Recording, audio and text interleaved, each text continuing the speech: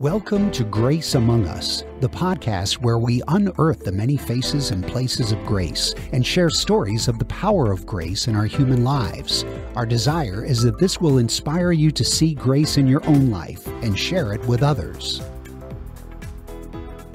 Hi, my name is Carri Adcock, and I am a mentor with a passion for showing high achievers how to make space and enjoy the ride so they can make the impact that their heart desires with their life back.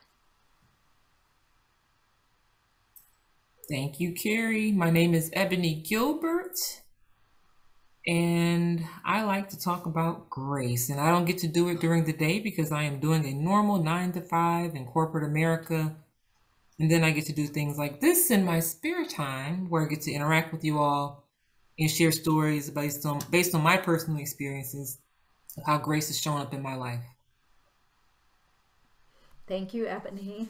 So let's talk about grace. So I think where we left off last time, you were telling us how you first came to see grace as grace. Mm-hmm. And the conversation got very well spirited and we went in a different direction. But there was something you said about having to wait 6 months before actually recognizing it as grace. And that 6 month waiting period is what I want to talk a little bit more about today. And I'd like to share with you what that looks like to me and hear from you what it meant to you. Because that's the hard part, right? Right. Wouldn't it be wonderful we could just flip a coin or throw something in the air and when it lands as grace and it says GRACE and you know what it is and there's no confusion and there's no waiting period, but that's not how it works. That's just not how it works often. That is correct. And that's why we're here to talk about it, right? To point to it. Yes. Hello, I'm Grace. Incoming. Get ready. Doesn't work that way. It'd be great if everything in life worked that way. If the person you're supposed to spend the rest of your life with shows up with a sign on their forehead that says, I'm yours, that would make life easier. If every job you ever applied for came with a banner that says, not you, but you, it would make life easier. Just doesn't work that way. It doesn't. And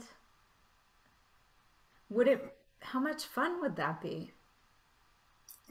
Let's experiment for a week and see if we like it. I mean, I think it can be kind of fun, but who knows? Who knows? I think that's a whole other episode, Ebony. The great experiment. The great experiment where life is easy and things are obvious. Doesn't work that way. And sometimes the things that feel so close can feel so out of reach. And that's scary. For me, it's very scary. It gives me total fear when I feel like the thing I need the most, I can't put my hands on and I don't have a way to get to it. And when things that you need, like grace, feel out of reach, what do you do and how do you find it again?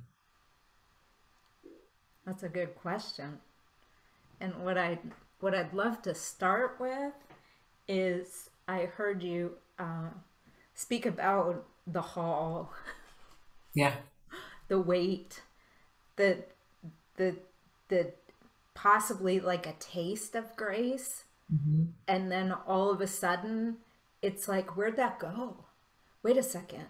What happened? Mm-hmm. And now there's like this void or something where it's not there anymore. So I would love to hear what that feels like, what that has looked like, or an experience that you've had with that space. Yeah. I can talk about that a little bit. The weight, the WAIT, quickly begins to feel like a weight. WEIGHT. And it gets heavier the longer the wait lasts. And last year, well, for 2 or 3 years, I had stomach cancer. And in 2020, I had a clean scan for the first time in 2 years. And we were celebrating, and it was great. And I never felt better. I still had the same symptoms. I still had the same problems, and they became increasingly worse. So I had to wait until it showed up, until someone could validate what I knew I was feeling. That's a whole nother conversation. I knew I was feeling it. I knew it was real, but there was no validation. The validation finally occurred, which felt really good, really good. Yes. But there was no solution. And I just didn't believe that God validated this awareness or this thing that I knew was happening to just leave me. And there was no solution. And I felt like I was in a waiting period. And it felt very heavy because it was my physical health, and I was declining rapidly. And I was being seen by every expert in every medical journal. And I was going from pillar to post, looking for a solution, looking for help. And I wasn't getting it. And that waiting period, so to paint a picture here and have a timeline, in July 2020, clean bill of health on paper, right?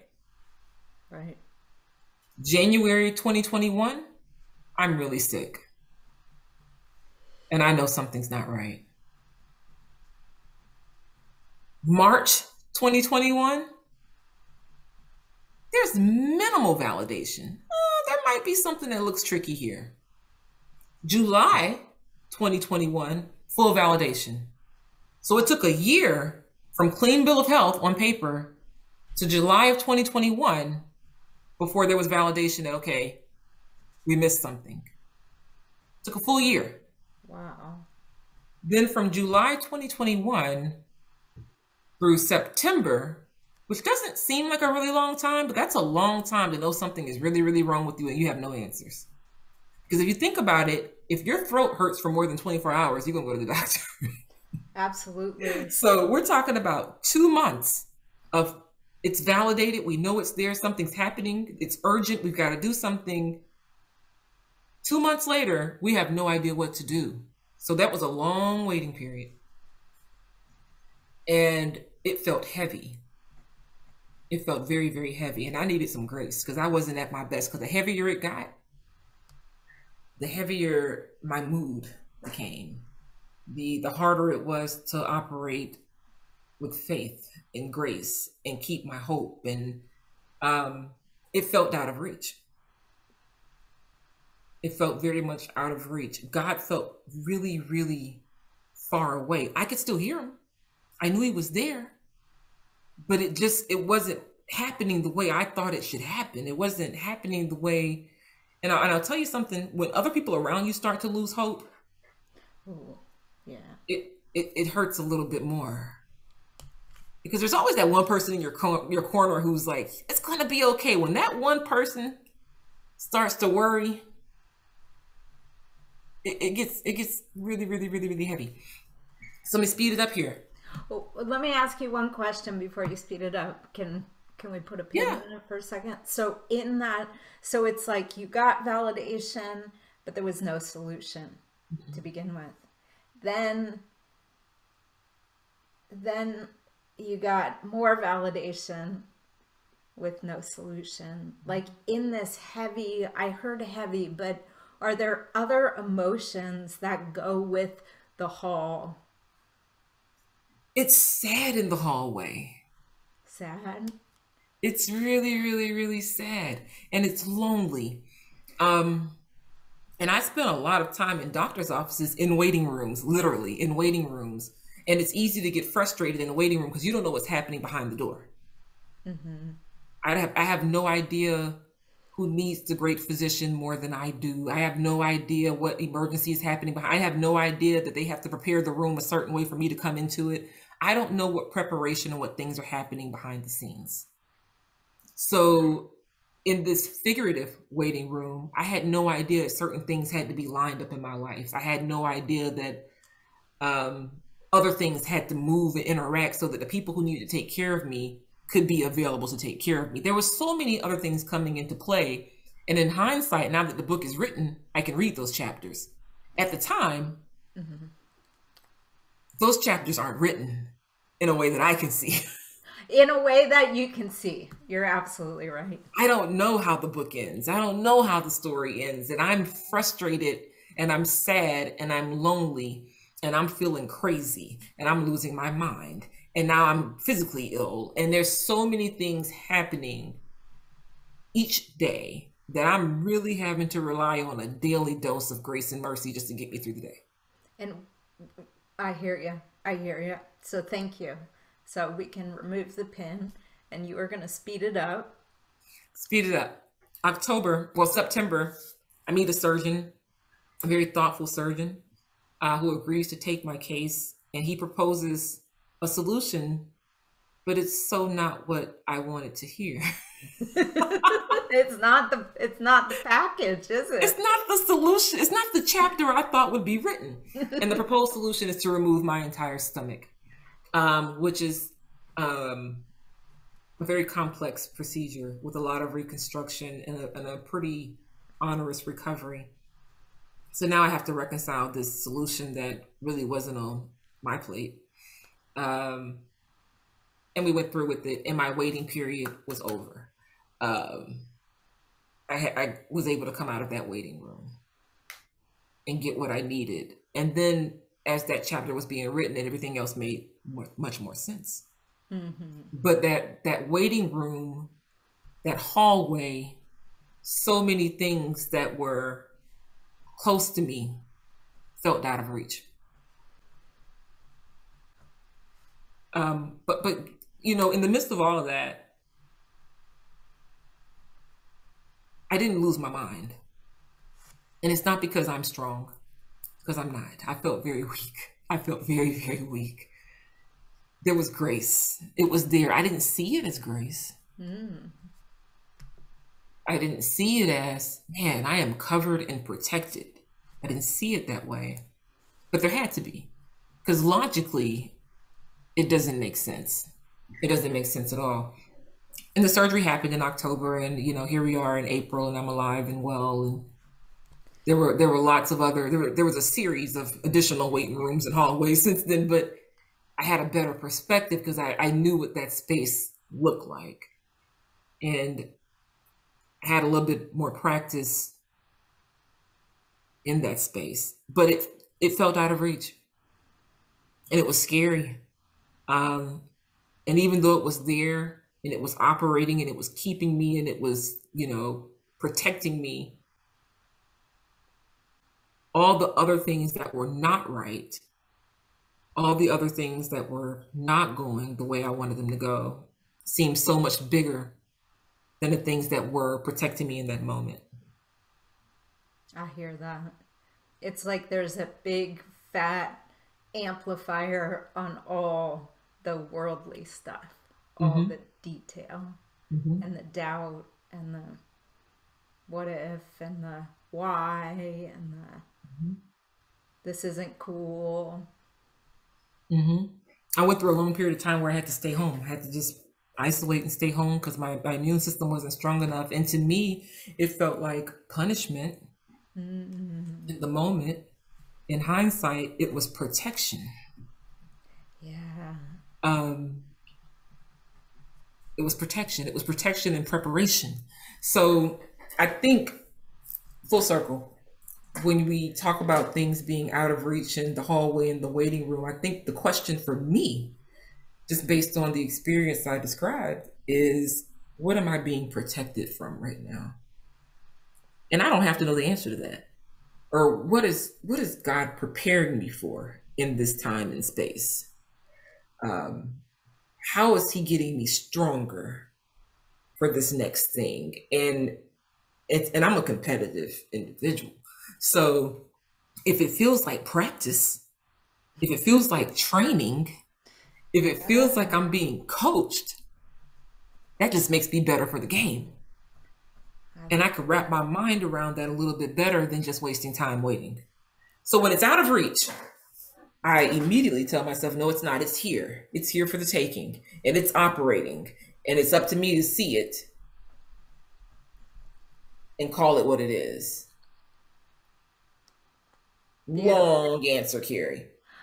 No, so much good stuff. So as you were speaking, again, I love images. And as you were speaking about, you know, protection and preparation, and like you're in a hall because there's some transformation that is coming for you. And sometimes we got to take a knee during that time. We don't want to. I don't want to. I don't get it. Hey, come on. Can't I just do everything and have this transformation that's coming? And the image that came to mind is like when you see a restaurant and all of a sudden they put brown paper on the windows and you can't see in anymore, and it says closed for remodeling. Precisely. Yeah. And it's like, I wonder what the outside world is like. I wonder, some people, I wonder what's going to happen. What's going on in there, you know? And sometimes when you're behind the brown paper, it's not so cool. It's not so cool. However, yeah, go ahead. I can't see out of the brown paper, but people can't see in it either. And that's where the loneliness sets in. Yes, it's that perceived isolation. And that's when you got to look up. Because there's nowhere else to look. So I would invite anyone who is listening to this, if you resonate or you have found yourself in a hall before, you know, what have you done? Or what do you see? Or if you want to share about the hall you've been in, we would love to hear. During that waiting period, I had a ritual every day. I would wake up and I would say, God's going to fix it. I don't know if it's going to be today or tomorrow, but he's going to fix it. And I had to say that until I believed it. And I started believing it. It didn't make sense, but I started believing it. And then it turned into whatever the outcome, he's going to fix it. And it'll be okay. Because it really was better than the alternative thought of, it's over. The brown paper is never coming down. Yeah, this is it. This is it. This is it. That just didn't roll off my lips very well. So that's another beautiful P to punctuate the journey of the hall. So it feels like punishment. You know, it really is protection and preparation for what's coming.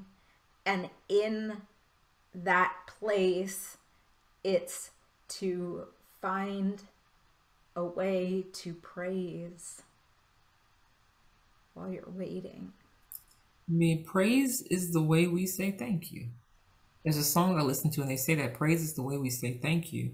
And you're thanking him for what he's gonna do, what he's doing behind the scenes, what's happening outside of that hallway. Have you ever been through a tornado drill in school, or a storm drill? And you get under your desk, or you go in the hall, you literally go in the hallway, the protected space where you can't see anything. And you're protected and you're covered and you have no idea that buildings are being blown over and cars are flipping through the air because you're in this protected space. And you have to thank them for that. You have to thank them for that protection. Whether cars are flipping over or there's reconstruction being done, whatever's happened, there's something happening bigger than me. And I have to trust that I'm being protected in this space. Absolutely. And I love that. There's something happening that's bigger than me. You know, it reminds me, it's another pointer to grace, that grace is not on a specific timeline. Like grace and time do not operate together. Time is totally irrelevant. It's that hall. Yeah, I think those are the high points. Those are the high points. There were lots of mini waiting rooms and hallways along the way, and um,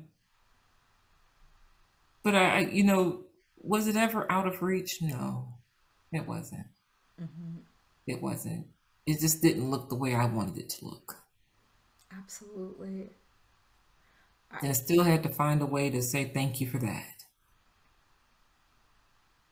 Because I'm not where I want to be, but I'm a step closer to where I'm supposed to be and a step farther away from where I was. So I'm still on the people mover. Mm-hmm.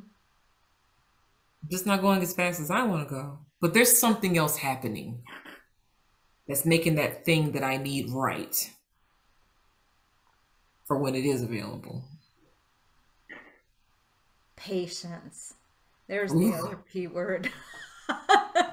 So thank you for such a great description of the hall.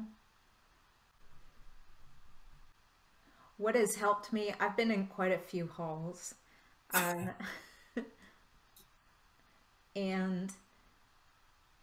I really keyed off of that idea of isolation. It's like, okay, for whatever reason, like grace is nowhere to be found, and what's wrong with me? Mm-hmm. And one of the most important things that has happened, the first hall that was a really long hall, I was referencing last time in our last episode. And at the time, I didn't understand that it was a hall. I had no idea. I thought my life was over pretty much. And it kept getting worse. And like, wow, this is it. Exactly. And I probably exacerbated that hall for quite some time from the perspective of I didn't ask for help or let people know I was in a hall. I am right there with you. Because you don't want people to know. Right. That it's pretty bad. It's pretty bad. It's not good. Absolutely. Because when someone says, "How are you?" your first inclination is to say, "I'm good." And I'm not. Yeah. I'm not good. Yeah. So, yeah, the isolation. Absolutely. And this hall that I was in for about 6 months, where things kept seemingly getting harder and more isolating, and oh my gosh, I'm like kind of at my wit's end. It was the motion of actually letting somebody know and asking for help that allowed me to,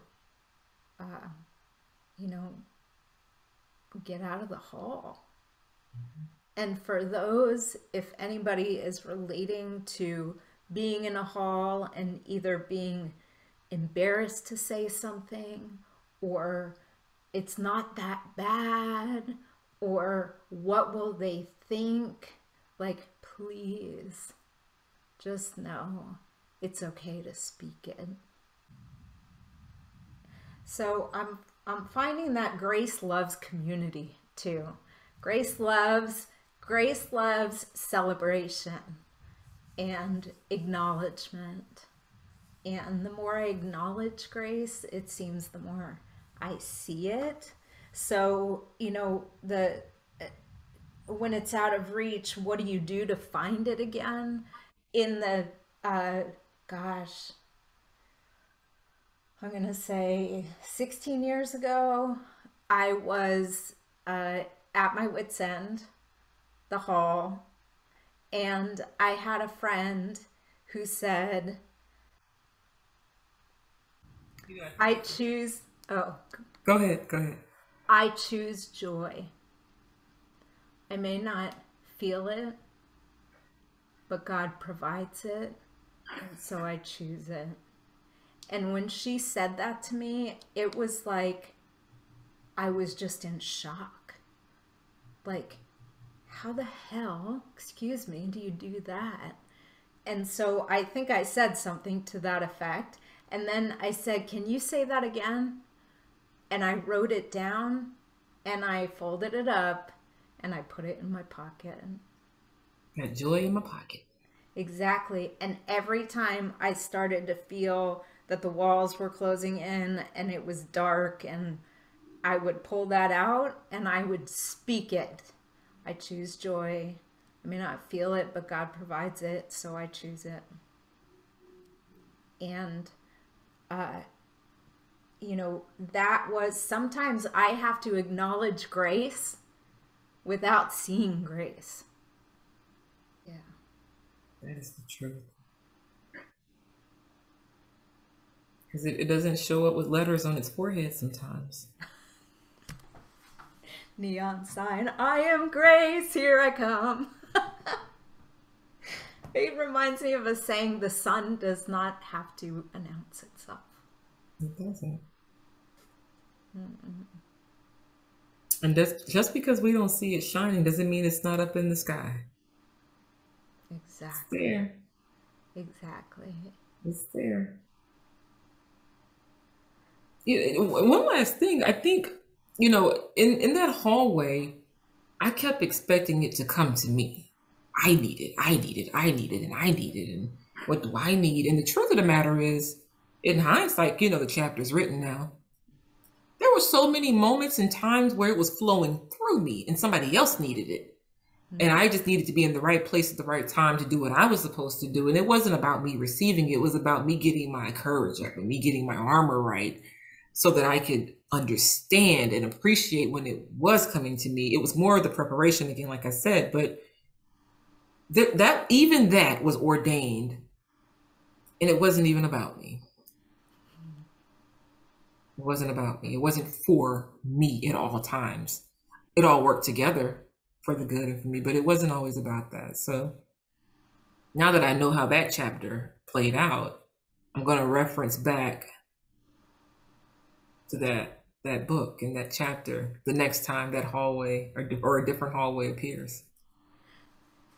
Absolutely, absolutely. And that, to your point, it's that idea that some of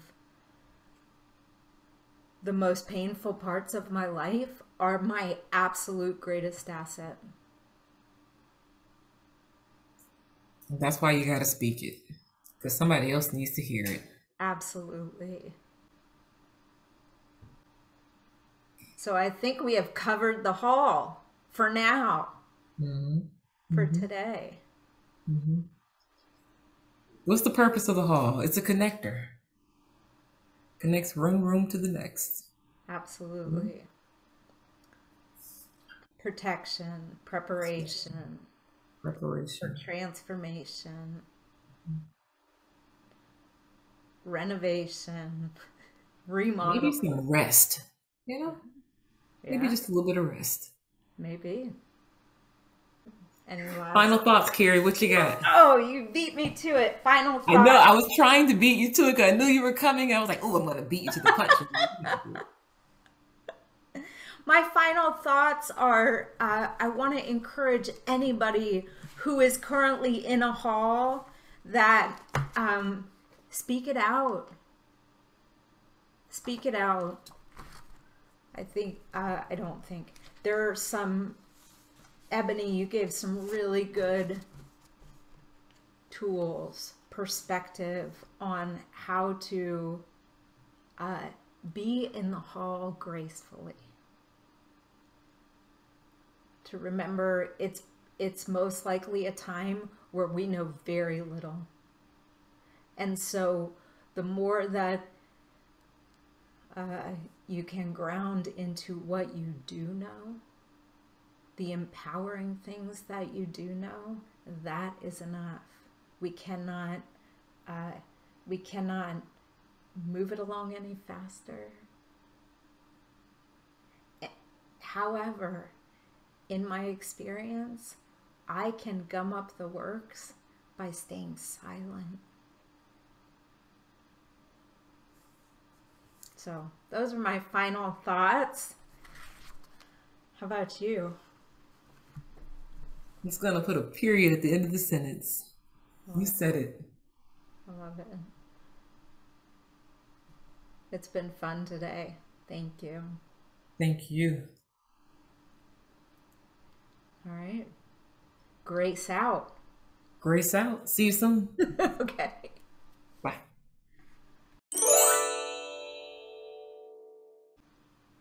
Here we are, the after show. Because that's how it works.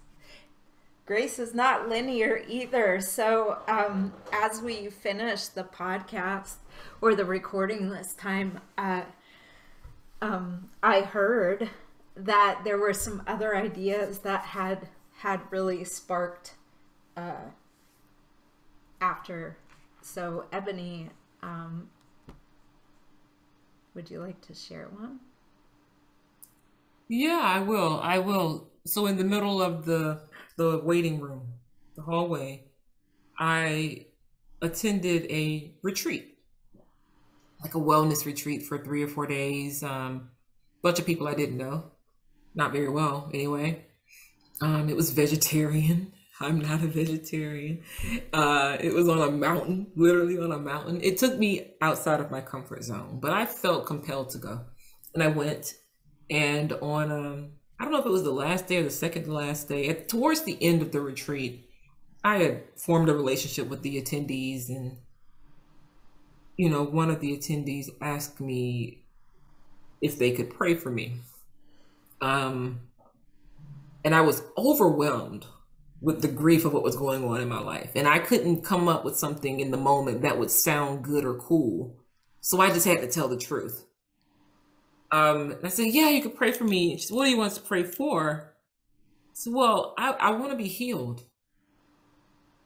And after I said it, I felt silly. And I thought, oh, this is going to get weird. And I took it even further, because these thoughts are going on in my head, but I can't stop my mouth from saying these things. I want to be healed forever. I don't want a Band-Aid healing. I want a forever healing. And these ladies proceeded to lay hands on me and pray for me. Which actually just saying out loud right now gives me chills, because this was different. Even for me, this was different. And it felt strange and mystical. But I was at my wit's end, and I needed help, and I needed community, I needed support, and they prayed, and I felt it, and I received it, and we all believed together. And God heard us. I think he was hearing me before, but he heard this a little louder, because literally the next week things started to go in motion. Things started to happen. And it reminded me, I was thinking about this, Carri, when you said you have to give it a voice and you have to have community. It needs community. I needed help. I needed people to know that I was hurting, and I needed some help, and I needed some extra prayers, and I needed some extra support. And when I took that leap, and I want to point out that it did not feel good. Okay. Nothing about this felt comfortable or normal or natural. Mm-hmm. But I knew I had to do it. And after it happened, things started to fall into place. And I started to see grace a lot more. And I started to be more thankful. And I started to praise even more. And that waiting room didn't feel so constricting. And on those days when I couldn't see, or I couldn't understand, or I couldn't lift myself up, or identify grace to pick me up out of the pit, I had this community to help me. And it made all of the difference. And then weird stuff started happening, like hummingbirds would come fly in front of my face and just twirl around. And all kind of stuff started taking place that if I described it, you'd think I was even weirder than what you probably think already. But I couldn't help but think of that when we were talking about the isolation and the loneliness, because for me, there was a pivotal moment when I gave it a voice. Absolutely. And when I told people I'm hurting, even when I told my doctor, because I didn't even feel strong enough to tell my doctor how bad it was. You know, they give you that whole, what's your pain on a scale of 1 to 10? In my mind, it always had to be beneath 5. oh goodness. Even if I was sitting at an 8 or 9. Yeah. After I established this community who gave me permission to feel, I felt empowered to have that same voice in other audiences. And once my physician knew how serious it was and what I was really feeling it, because I was downplaying it, I was minimizing it, it increased his urgency. Right. It's, you know, Carri's holding up a sign that says not as bad as, because you're always comparing your current situation to your worst situation or the worst situation you're aware of. Mm-hmm. So I was thinking, well, scale of 1 to 10, I went to work today, so it can't be above a 5. It's not as bad as it would be if I didn't go to work. So I would do this mental calisthenics to give an answer that lined up with the way I thought it looked, instead of just being honest and being real and being authentic. And once I embraced that genuine authenticity and spoke and allowed myself to be vulnerable, once that happened, man, stuff started happening and things looked different. But I had to get to that point. Beautiful. Beautiful. I know it wasn't beautiful at the time, but just so beautiful to hear. And just a little bit of context, just because I know you a little bit. This was not your first go around with cancer. No. How many blocks have you been around? Multiple. Okay. So the power, and this also was happening in July of 2021. So mm-hmm. This was at the point that you spoke about where there began to be validation, mm-hmm. right? And then it started moving, and then it's October was, you know, there was some swiftness to the process. And what I heard you, again, the image is you got the brown paper, you know, if you're a restaurant and you got the brown paper on the windows, you don't want to have an open house and show people what you're in the middle of until it's all done. And when we're in a hall, we got to invite people in. You got to invite people in, but invite the people who don't mind putting on the hard hat with you. Yes, absolutely. Absolutely. You don't have to invite everybody in. No, be discerning. Use discretion. But when people don't mind putting on that hard hat and coming into your construction zone, mm-hmm. If they understand they're coming into a hall, mm-hmm. then invite them in. Invite them in. Yeah. Invite them in. And then the surgery date became the grand opening. Oh my goodness, we're tearing the paper down. And I have never been so excited to go into a surgery before in my life. I mean, I was the most happy, excited person in the hospital at 4 a.m. that you've ever seen, because to me, that was the unveiling. Absolutely. This is what I've been waiting on. And it was by far the most dangerous thing I've ever walked through before in my life. It was the hardest, but I was excited because I had been waiting this unsolicited wait. And it prepared me for this moment in a way that I would not have been prepared for if it had happened the way I wanted it to happen. Absolutely. Absolutely. And that request for forever healing, to be so bold as forever healing. That, hey, I've been around this block and I'm all done with the block. Yeah, I don't want to do it again in 2 years. Mm-mm. Mm-mm. Well, I'm so much grace. Yeah, absolutely. I am so thankful for the after show. The afterthoughts. Yes, thank you. Thank you. All right. I think we're all after showed. You good? I'm good. Okay.